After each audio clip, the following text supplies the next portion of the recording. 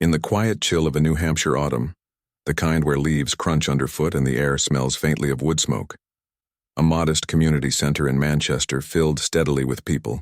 It wasn't a fancy place, just folding chairs, a slightly wobbly microphone on a podium, and posters from past bake sales still clinging to the bulletin boards. But tonight it held something rare, a real live town hall with a political candidate who'd been all over the news. Karoline Leavitt, young, sharp-tongued, and running hard for Congress, had promised to listen to the people, and so they came, curious, skeptical, hopeful, or just bored enough to see what she'd say in person. Near the back row, a man in a faded olive jacket sat with his hands folded in his lap. He wasn't here for the spectacle. He'd worn that jacket for over 40 years, not because it was stylish, but because it reminded him of who he used to be and who he still tried to be. He'd served during Vietnam, not in the thick of combat, but close enough to see its shadow stretch long over the lives of his friends. After the service, he drove a postal truck for 32 years, raised 2 kids mostly on his own after his wife passed too soon, and now spent his days fixing neighbors' leaky faucets or walking his old terrier, Rusty, around the block twice a day like clockwork. He didn't talk much about his time in uniform. To him, it wasn't a badge, it was a duty he'd done, plain and simple, but something had been gnawing at him lately. A few weeks earlier, he'd caught a clip on the local news. Leavitt, standing in front of a campaign banner, had been asked about expanding VA mental health services. Her answer was crisp, confident, and to his ears deeply wrong. "We can't keep throwing taxpayer money at programs that don't show results," she'd said. "Veterans deserve better than bloated bureaucracy." The word stuck in his throat like a dry pill. Not because he loved bureaucracy. He didn't. But because he knew men who'd waited months for a counseling appointment, who'd slipped through the cracks while the system shuffled papers. He knew one who didn't make it, and to hear it all brushed off as wasteful spending felt like someone had just walked over a grave without even noticing. So he came tonight. Not to argue, not to shout, just to ask a question, face to face like people used to do before everything became sound bites and slogans. The room buzzed with low chatter as volunteers handed out bottled water and campaign flyers. A few teenagers filmed on their phones near the front. An elderly woman knitted quietly in the third row. Leavitt arrived right on time, flanked by 2 aides and flashing a practiced smile that somehow managed to look both warm and tightly controlled. She took the mic, thanked everyone for coming, and launched into her usual talking points. Inflation hurting families, the need for secure borders, restoring common sense to Washington. Her voice was clear, her posture confident. She knew how to work a room. Most of the questions that followed were predictable. A man in a flannel shirt asked about gas prices. A young mother wanted to know about childcare costs. Leavitt answered smoothly, weaving in campaign promises and quick jabs at her opponent. The crowd nodded along, some clapping lightly after each answer. It felt like theater, well rehearsed, safe and familiar. Then, during a brief pause, a hand rose near the back. The campaign staffer scanning the room hesitated. This wasn't one of the pre-selected, friendly faces. But Leavitt, ever the performer, nodded toward him anyway. "Yes, sir?" "Go ahead." The man stood slowly. He wasn't tall and his hair was thin and white, but there was a steadiness in the way he held himself. He didn't grab the mic someone offered. He just spoke, his voice low but carrying in the now quiet room. "Thank you," he said. "I served in the Army from 69 to 73. Not overseas, but I was ready to go if they'd called. After I got out, I watched a lot of good men struggle. Some with injuries you could see, some with ones you couldn't. A few years back, my buddy Frank, he couldn't get through to the VA for months. Said he felt like a number, not a person. By the time they called him back, well, he wasn't answering anymore." He paused, not for effect, just to steady himself. "I heard you say recently that VA expansions are wasteful. I don't think it's about waste. I think it's about whether we keep the promise we made. When someone signs up to serve, they're told, 'We'll take care of you.' That's not a budget line. That's a bond." He looked directly at Leavitt, not with anger, but with something heavier, disappointment maybe, or sorrow. "I'm not asking for a handout. I'm asking, do you really believe that helping a veteran see a counselor or get their meds on time is throwing money away?" The room didn't just go quiet, it went still. Even the kids stopped filming. You could hear the hum of the overhead lights. Leavitt blinked. For the first time all evening, her script had vanished. She opened her mouth, closed it, then adjusted her notes with fingers that moved just a little too quickly. The man didn't wait for her to recover. He gave a small nod, more to himself than to her, and sat back down. He didn't need applause. He'd said what he came to say. Later, people would talk about that moment. Some called it brave. Others said it was awkward. But everyone who was there remembered the silence, the kind that doesn't come from shock but from something deeper. The kind that happens when someone speaks not to win, but to remind us all of what's at stake. Outside, the night air was cool. Rusty waited patiently on the porch of the neighbor's house, leash in mouth, tail wagging. The man walked home slowly, hands in his pockets, not thinking about politics anymore. Just about Frank and promises, and whether in the noise of it all anyone was still listening. But inside the community center, something had shifted. Not in policy, not in votes, but in the air. Because sometimes truth doesn't arrive with a shout. It walks in quietly, sits in the back, and waits for its turn to speak. And when it does, even the most polished speeches can't drown it out. The silence didn't last long, but it felt like forever. Leavitt cleared her throat, smoothed her blazer, and stepped toward the edge of the podium, like she was regaining her footing. She'd been in tough rooms before, college campuses, union halls, even debates where opponents tried to rattle her. But this was different. The man in the back hadn't raised his voice. He hadn't called her names or waved a sign. He'd just spoken plainly, like he was talking to a neighbor over a fence. And that made it harder to dismiss. "Thank you for your service," she began, her tone careful now, measured. "And I want to be clear. I deeply respect what veterans have given this country." She paused, choosing her words like someone stepping across thin ice. But respecting service doesn't mean supporting every government program that claims to help. Too often, well-intentioned spending leads to waste, fraud, or delays. My concern is making sure veterans actually get the care they need, not just more layers of bureaucracy that slow things down. A few people nodded. A man near the front murmured, "She's got a point." But others shifted in their seats. The woman who'd been knitting set her needles down. The teenagers lowered their phones. The veteran didn't react.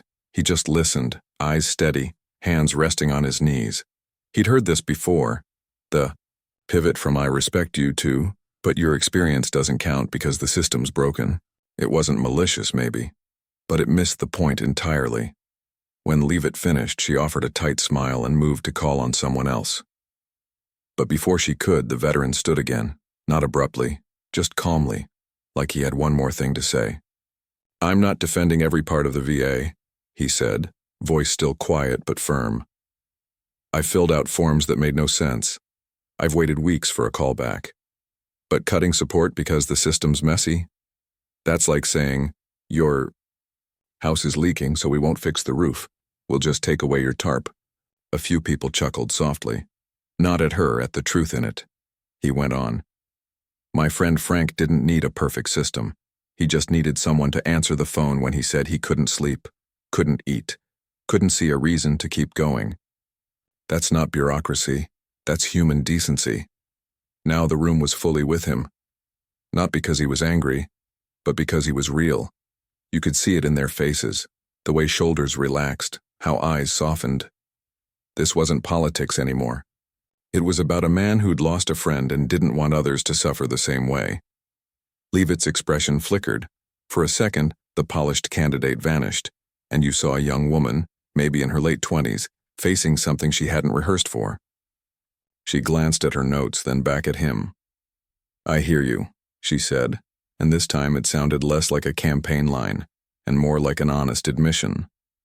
"And I agree, no veteran should fall through the cracks, but throwing more money at the same broken structure won't fix it. We need reform, not just more spending." He nodded slowly. "Maybe, but reform takes time. And while we're waiting for that perfect system, people are hurting right now. Can't we do both? Fix what's broken, and still help the ones who are drowning today?" That question hung in the air. It wasn't partisan. It wasn't ideological. It was practical. Human. Someone in the third row called out gently, "He's right." Another voice added, "My brother's been on a waiting list for 6 months." Then another, "My dad gave 20 years. He shouldn't have to beg for his meds." Leavitt looked around, caught off guard by the swell of shared experience. She'd come to deliver a message, not receive one. But here it was, raw, unfiltered, and impossible to ignore. She took a breath. "You're right," she said finally, and this time it didn't sound scripted. "We can't wait for perfection to do what's right. I'll look into specific ways we can speed up access, especially for mental health.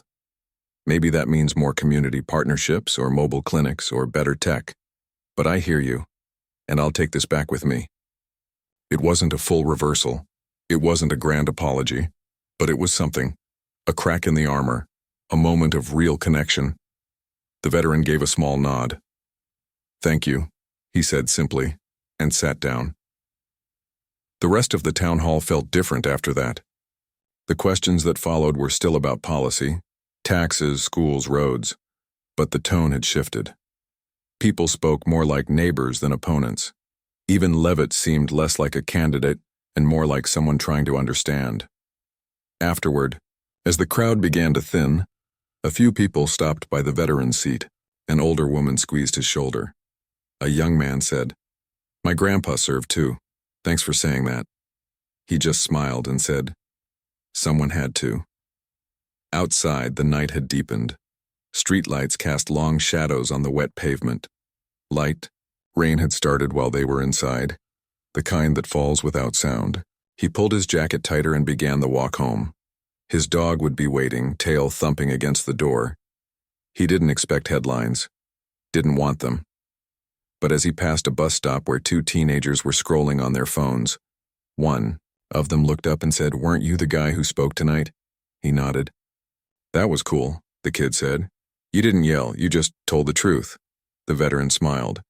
Truth's got more power than shouting, most days. Back inside the community center, Leavitt was packing up with her team. One aide whispered, "That could have gone sideways." She shook her head. "No, that was good, needed to hear it." She paused, then added quietly, "Put me in touch with the local VFW next week. I want to sit down, just listen." No one filmed that part. No one posted it online. But it happened. And sometimes the most important moments in democracy aren't the loudest. They're the ones where someone speaks from the heart, someone else actually hears it, and both walk away changed, even just a little.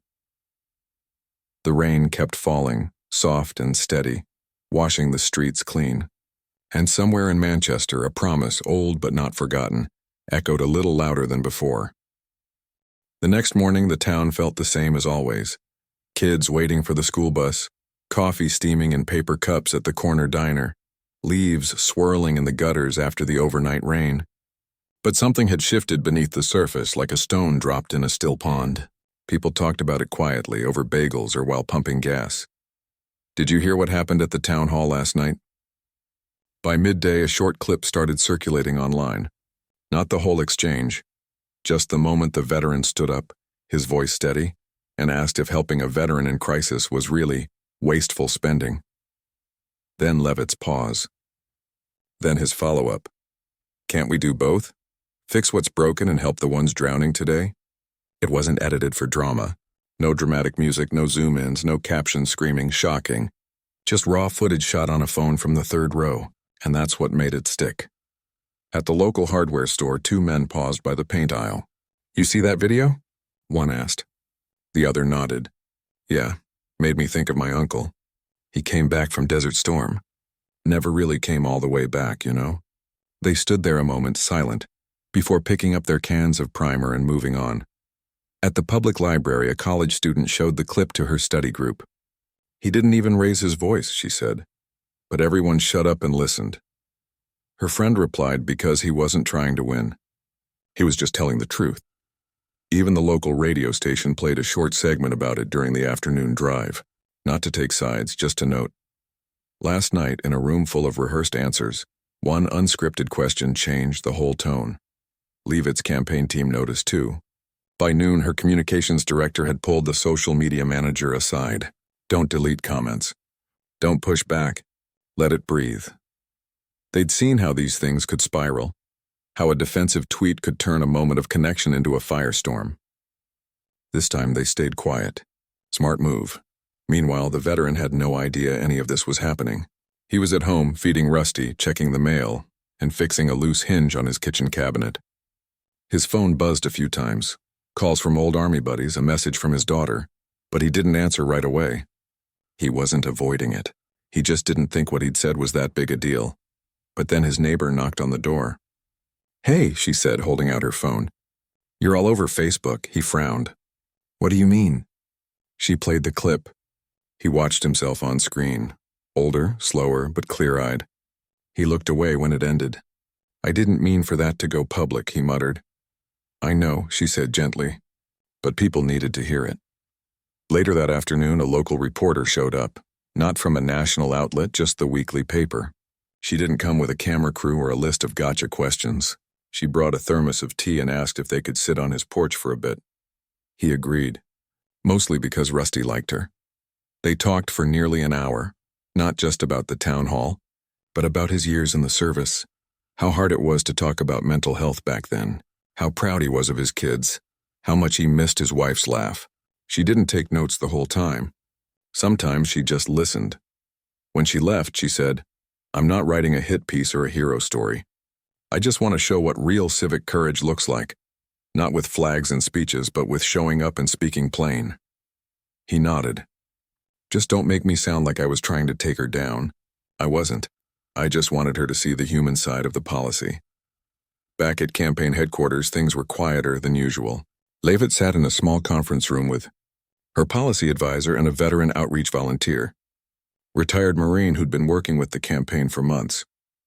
"Keep replaying his words," she admitted. "Can't we do both? It's so simple, but it cuts right through the noise." The Marine leaned forward. "Most veterans don't care about the politics. They care if someone answers the phone when they're at their lowest. That's it." She was quiet for a long moment. Then she said, "Let's draft a new section for the platform. Not just reform the VA, specific steps. Same-week mental health triage, partnerships with local clinics, a veteran hotline staffed by other vets. And let's visit the VA hospital next week. Not for photos. Just to listen." Her team exchanged glances. This wasn't in the original playbook, but they saw it too. The shift in public comments, the tone of emails coming in. People weren't angry. They were hopeful. Like maybe, just maybe, politics didn't have to be a shouting match. That evening, the veteran finally checked his voicemail. Dozens of messages. Most were kind. "Thank you for speaking up. My dad served too. You gave voice to what so many feel." A few were critical. "You embarrassed her. Stay out of politics." But even those felt tired. Not hateful. He didn't respond to any of them. Instead, he walked Rusty down to the park, the same route they took every evening. The sky was clear now, stars starting to blink on. He sat on their usual bench and watched a group of teenagers skateboarding under the streetlights, laughing, falling, getting back up. He thought about Frank. About how, in the end, all his friend needed was someone to say, "I'm here. Keep talking." Not a perfect system, not a grand solution, just presence. And maybe, just maybe, that's what happened in that room last night. Not a political victory. Not a defeat. Just one person saying, "See me," and another choosing, however briefly, to really look. The next day, a local veterans group posted a message on their community board. "Coffee and conversation this Saturday. All are welcome, especially those who believe service deserves more than slogans." They didn't mention the town hall. They didn't need to, and though he hadn't planned on going, the veteran found himself thinking, maybe I'll stop by. Not to speak. Just to listen. Because in the end, democracy isn't just about who wins elections. It's about who shows up, who speaks honestly, and who's willing to hear something that challenges them, and lets it change them, even just a little. And on a quiet street in Manchester, that change had already begun. Life in Manchester settled back into its usual rhythm. School buses rumbling down tree-lined streets, the bakery filling the morning air with the smell of sourdough, Neighbors waving from porches as they took out the trash. But beneath that calm surface, something quiet had taken root. It wasn't a movement, not really.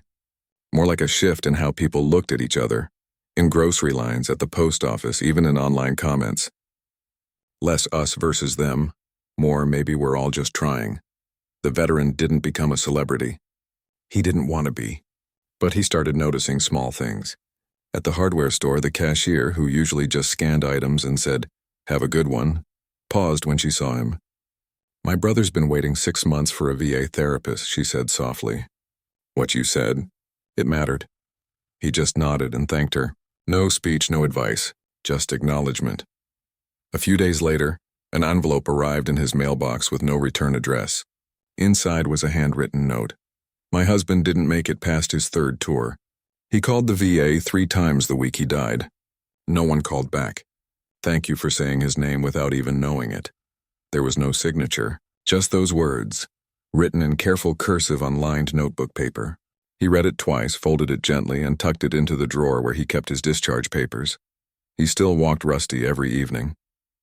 Still fixed leaky faucets for Mrs. Callahan next door. Still drank his coffee black, 2 sugars, at the same corner booth in the diner every Saturday. But now sometimes someone would sit across from him, not to interview him, not to argue, but just to talk. A young woman studying social work asked how he stayed calm when speaking truth to power. He laughed. "I'm not calm. I'm just old enough to know yelling doesn't fix anything."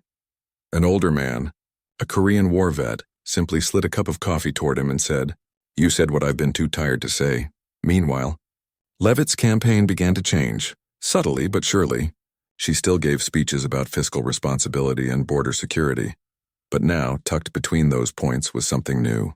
At a rally in Concord, she paused mid-sentence and said, "Last week, a veteran in Manchester asked me a question I couldn't answer with a talking point. He asked if we could help people now while we fix the system. And you know what? He was right." She didn't name him. Didn't need to. The crowd murmured in recognition.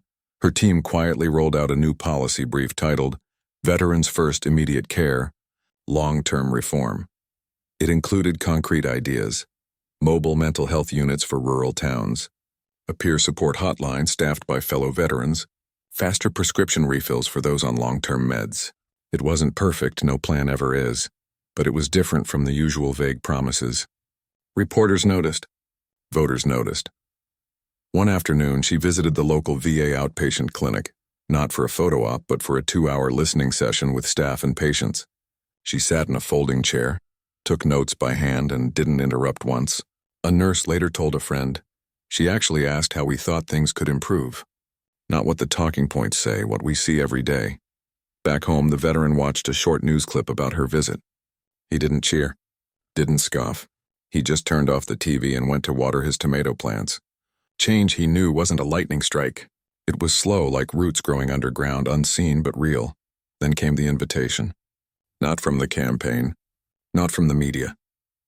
From the local VFW post. They were hosting a community listening night. No politicians, no cameras, just veterans, families, and anyone who wanted to understand. Would he come? Not to speak. Just to be there. He almost said no. He wasn't one for gatherings. But Rusty nudged his hand with his nose as if to say, "Go on." So he put on his jacket, the same one, and walked the 10 blocks. The hall was warm, filled with the smell of coffee and old wood.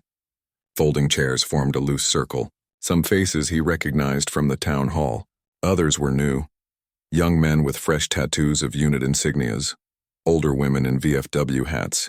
A teenager holding his grandfather's dog tags. No one made a speech.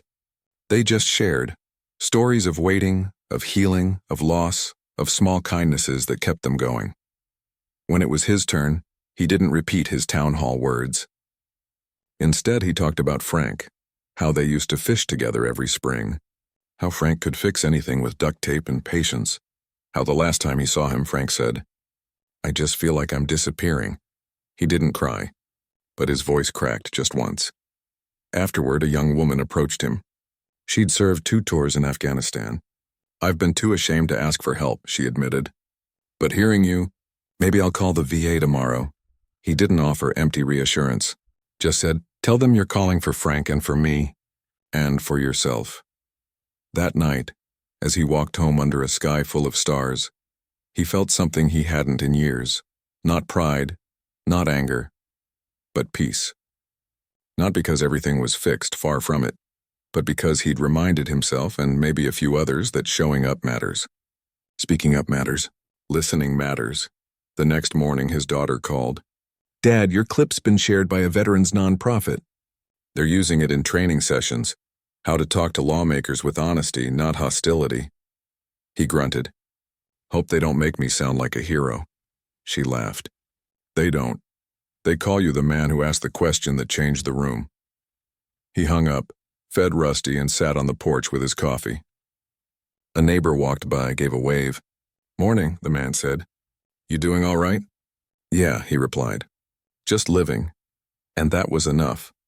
Because real change rarely comes from grand gestures or viral fame.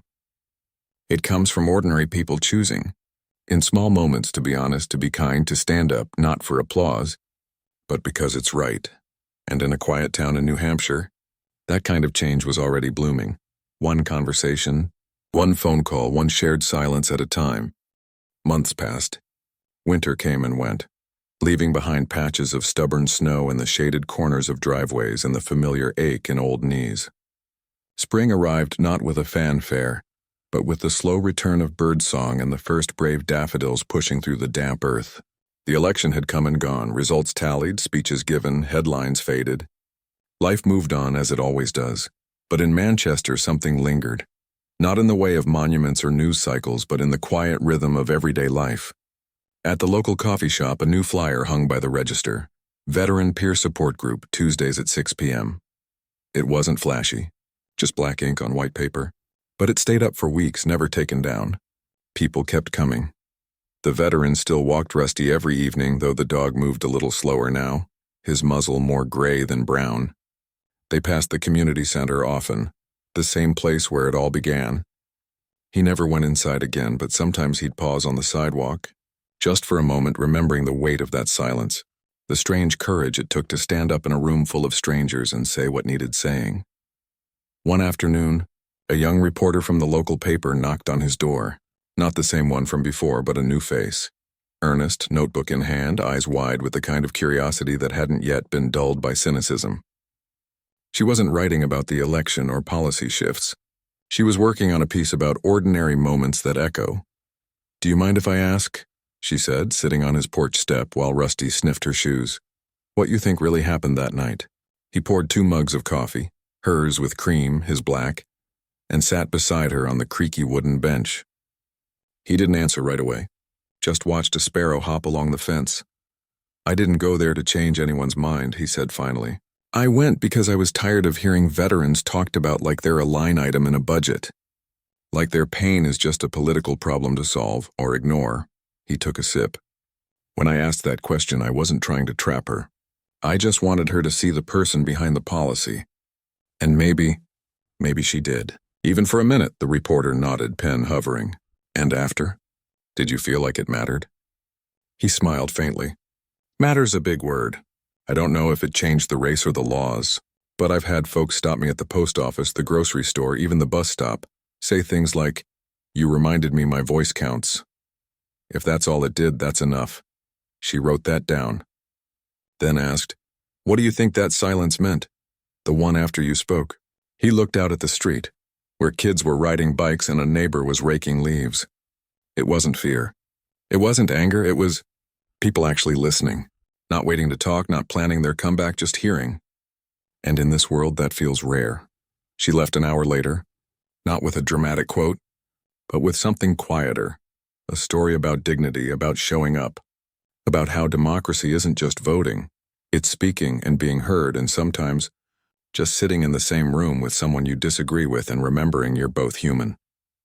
A few weeks later, her article ran on the front page of the weekend edition. No sensational headline, just a gun, the night someone spoke plainly, and everyone listened.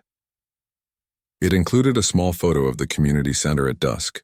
No faces, just light spilling from the windows. People read it over breakfast. Some clipped it. Others passed it to a friend and said, "This reminded me of you." Meanwhile, Leavitt, Whether she won or lost the seat didn't matter here, had kept her word. She'd met with VA staff, visited clinics, and worked with local veterans groups to pilot a peer support hotline in southern New Hampshire. It wasn't national news, but in towns like Manchester, it meant someone answered the phone when a veteran called at 2 a.m., lost and alone. The veteran never called the hotline, but he knew others had, and that was enough. One Saturday morning, he got a plain envelope in the mail. Inside was a printed photo, grainy, slightly blurry, of him standing at the town hall, mic in hand, eyes steady. On the back, in neat handwriting, "You gave us permission to speak up too. The VFW Post 112. He pinned it to his fridge, right next to Rusty's vet appointment card and a grocery list. Spring deepened. The cherry trees bloomed. One evening, as he sat on his porch watching the sunset paint the sky in soft oranges and purples, his daughter pulled into the driveway. She brought groceries and a six-pack of his favorite root beer. They sat together in comfortable silence for a while. "You ever think about doing it again?" she asked. "Speaking up, I mean." He shook his head. "Not unless I have to. Words are heavy. You don't throw them around just to hear them bounce," she smiled. "But you're glad you said what you did?" "Yeah," he said. "Because it wasn't about winning. It was about reminding folks, myself included, that we owe each other honesty and respect, even when we disagree." Later, as she drove off, he stayed on the porch, Rusty curled at his feet. The streetlights flickered on. A neighbor waved from across the road. He waved back. Nothing grand happened that night. No cameras. No speeches. Just an old man, his dog, and the quiet hum of a neighborhood settling into evening. But in that stillness lived the real story. Not of politics, not of victory or defeat, but of what happens when one person chooses to speak from the heart, and another chooses to listen without armor. That's where change begins. Not in headlines, but in hallways. Not in rallies, but in rooms where silence means someone's finally hearing. And in Manchester, New Hampshire, that kind of change didn't need a spotlight to grow. It just needed people willing to show up, speak plainly, and remember that behind every policy, every debate, every headline, there's a person. Maybe that's the quietest truth of all. And the most powerful.